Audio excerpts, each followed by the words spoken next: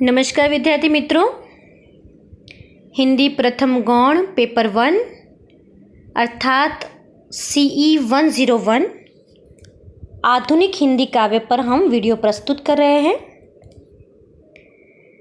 गत वीडियो में हमने आधुनिक हिंदी काव्य के इतिहास पर प्रकाश डालने की कोशिश की थी।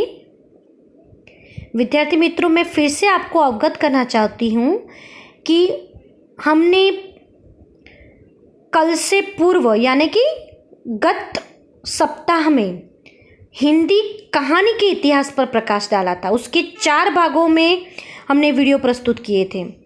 वो पेपर 2 के वीडियो थे, क्योंकि आपके कोर्स में हिंदी आधुनिक हिंदी कहानियाँ हैं, तो इसलिए कहानी के इतिहास को जानना ज़रूरी है।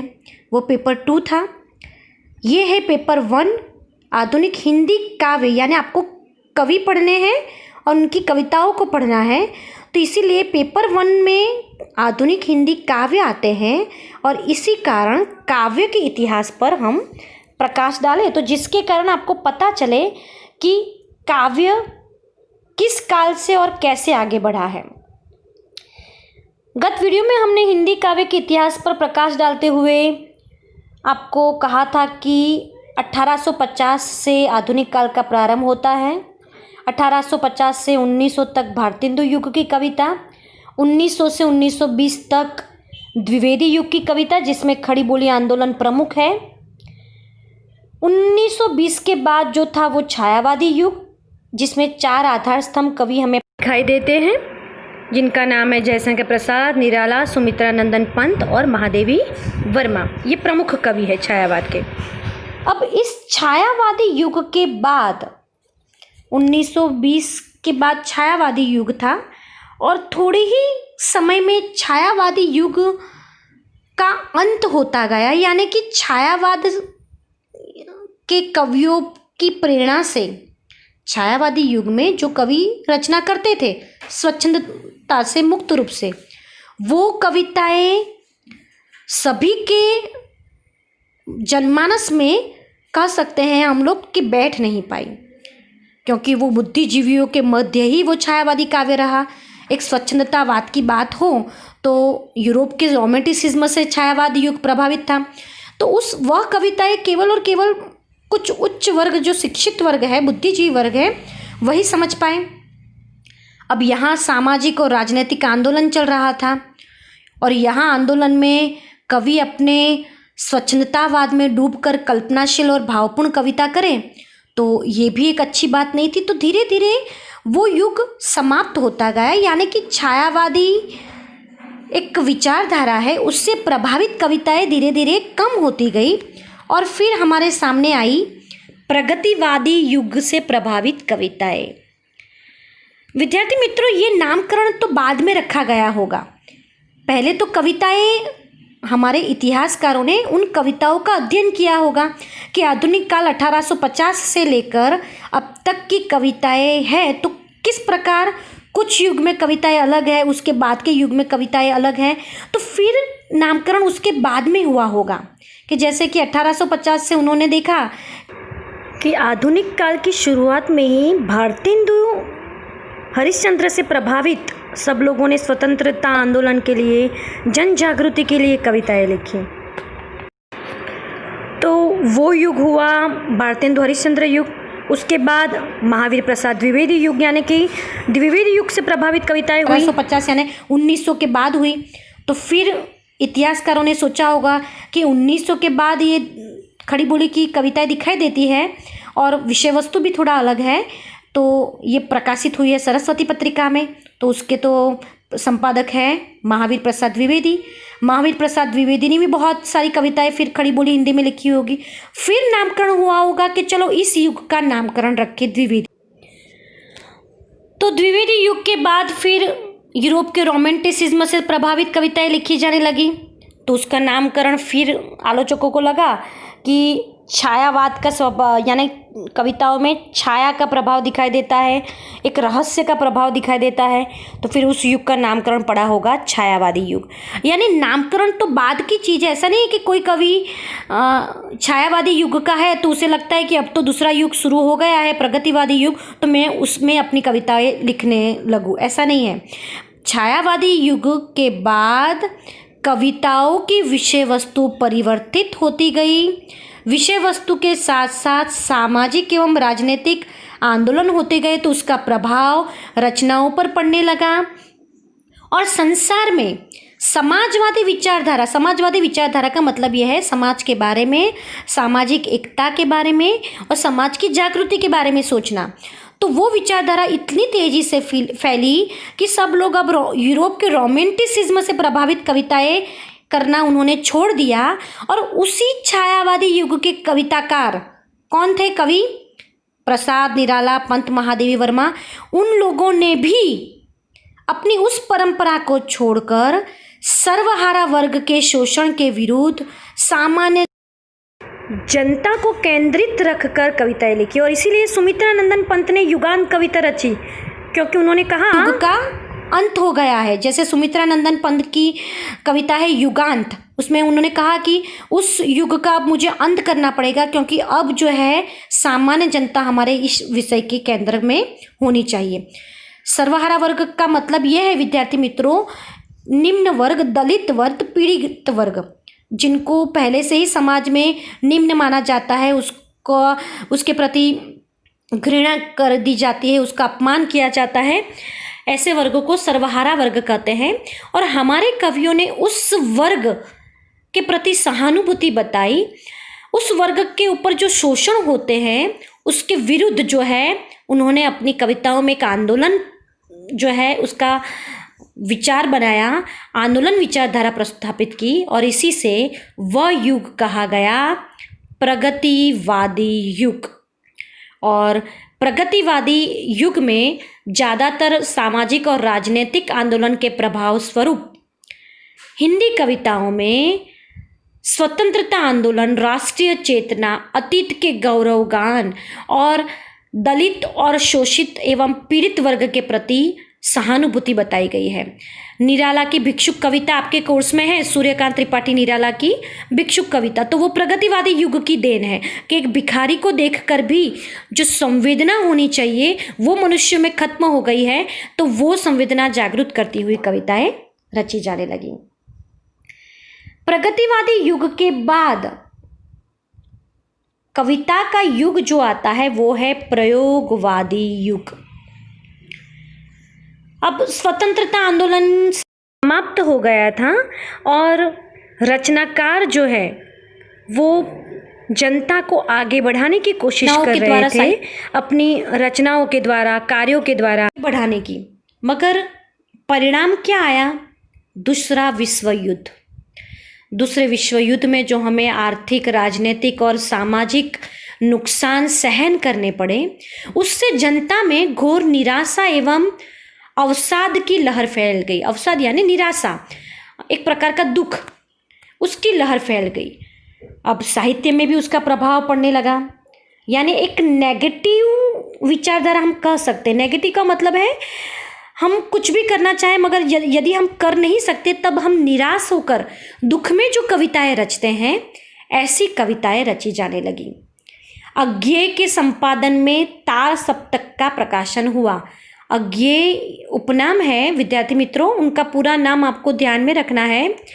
सच्चिदानंद हीरानंद वात्स्यायन, ये जो नाम है वो इसलिए मैं आपके सामने प्रस्तुत कर रही हूँ विद्यार्थी मित्रों कि ये नाम बहुत ही महत्वपूर्ण है।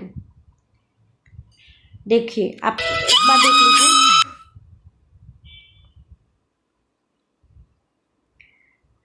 सच्चिदानंद, ठीक है, हीरानंद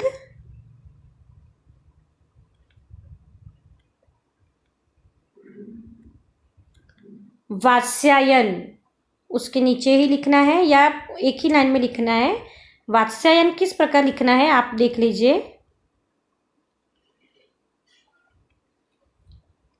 फिर से मैं यहाँ लिखती हूँ वात्स्यायन। ये उनका पूरा नाम है। पूछा जाता है कभी कभी MCQ में, या हम टेस्ट लेते हैं उसमें पूछा जा सकता है। तो अज्ञे का पूरा नाम क्या है? सच्चिदानंद हीरानंद वात्स्यायन। तो ये अज्ञे का पूरा नाम है। तो इस प्रकार से अज्ञे ने तार सप्तक का प्रकाशन किया। ये तार सप्तक क्या है? तो उसमें कवियों का एक अलग अलग कवि जो है उनको अपनी रचनाओं की अभिव्यक्ति के लिए आमंत्रित किया गया है, और 7 कवियों का एक संग्रह है उनकी कविताओं का, जिसे तार सप्तक कहा गया। तार सप्तक एक, दूसरा तार सप्तक, तीसरा तार सप्तक, यानी कि ऐसे 3 काव्य संग्रह अज्ञे ने जो है प्रकाशित किए, जिसमें बहुत ही चुने हुए कवियों की कविताएं उन्होंने प्रकाशित की। और उसमें आप देखेंगे तो निराशा, कुंठा, वैयक्तिकता, छंदहीनता आदि कविता में दिखाई देते हैं।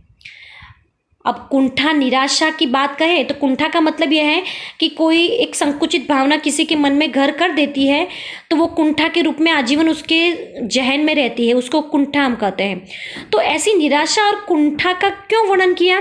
क्योंकि जिस स्वतंत्रता आंदोलन के लिए युगों से हमारे साहित्यकार मेहनत कर रहे थे, तो उनको ऐसा लगा कि वो मेहनत बेकार गई, क्योंकि आधुनिक टेक्नोलॉजी के युग में स्वतंत्रता मिलने के बाद भी सब लोग इस प्रकार से अपनी जो है स्वार्थहीनता में डूबने लगे कि साहित्यकार फिर निराश हो गया। मुक्तिबोध और गिरिजा कुमार माथुर, उन्होंने तो ऐसी कविताएं रची कि जिसमें हमारे देश में जो फिर भ्रष्टाचार, राजनीतिक भ्रष्टाचार जो फैल गया था और चुनाव के नाम पर जो भ्रष्टाचार होने लगा, उन सब पर प्रहार किया गया और निराशा भी व्यक्त की गई।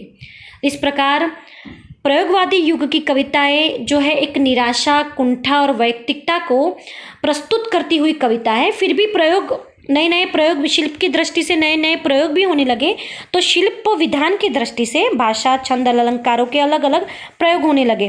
तो उस दृष्टि से प्रयोगवादी युग की कविता अच्छी मानी जाती है, मगर कहा जाता है कि उसमें एक निराशा और कुंठा दिखाई देती है। नई कविता का भी दौर धीरे धीरे शुरू होता है, और इस प्रकार से प्रमुख कवियों के द्वारा ये प्रयोगवादी युग की कविताएं आगे बढ़ने लगी।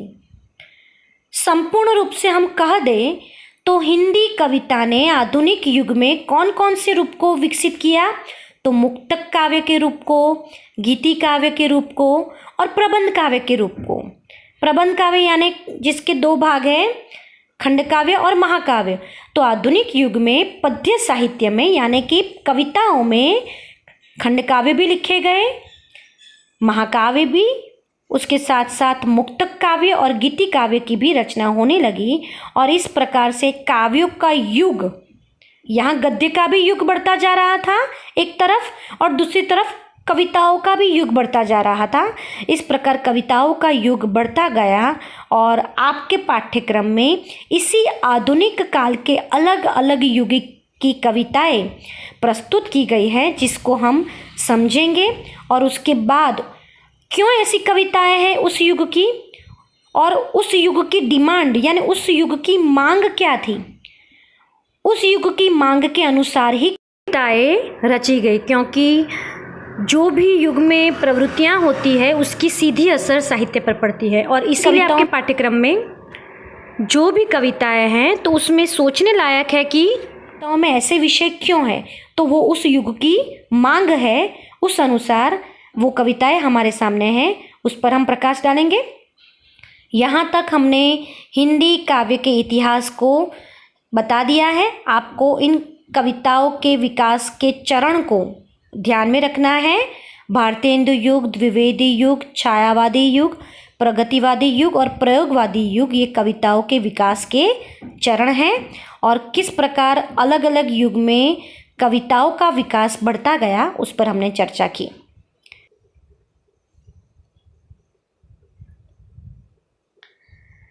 विद्यार्थी मित्रों, आधुनिक काल के प्रमुख कवि के बारे में भी आपको पता होना चाहिए कि कौन कौन से प्रमुख कवि आधुनिक काल के हैं। तो मैथिली शरण गुप्त, बालकृष्ण शर्मा, नवीन उनका उपनाम है, सुभद्रा कुमारी चौहान जिन्होंने झांसी की रानी पर कविता लिखी है ना, खूब लड़ी मर्दानी वो तो झांसी वाली रानी थी, तो उनकी रचयिता कौन है? सुभद्रा कुमारी चौहान। माखनलाल चतुर्वेदी जो राष्ट्रीय चेतना के कवि माने जाते हैं, वो भी आधुनिक काल के प्रमुख कवि हैं। दिनकर का पूरा नाम है रामधारी सिंह दिनकर का खंड काव्य रश्मि रथी गत साल में कोर्स में था आपके, मगर नए कोर्स में वो नहीं है, मगर गत 5 सालों में जो कोर्स था उसमें रामधारी सिंह दिनकर का रश्मि रथी खंड काव्य कोर्स में था, सेमेस्टर 2 में था। तो वो रामधारी सिंह दिनकर, नागार्जुन, अज्ञेय जिनका पूरा नाम हमने कहा सच्चिदानंद हीरानंद वात्स्यायन और मुक्तिबोध, ये आधुनिक काल के प्रमुख कवि हैं। आधुनिक काल के प्रमुख कवियों में ये 4 कवि भी आते हैं, जयशंकर प्रसाद, सूर्यकांत त्रिपाठी निराला, महादेवी वर्मा और सुमित्रा नंदन पंत। मगर आपको ध्यान में रखना है कि वो छायावाद के आधार स्तंभ कवि है। तो हम लोग आपके जब वैकल्पिक प्रश्नों के उत्तर के टेस्ट लेंगे, हम लोग MCQ टेस्ट लेंगे, तब आपको ये ध्यान में रखना है कि कौन कौन से कवि और उनका नाम क्या है। धन्यवाद।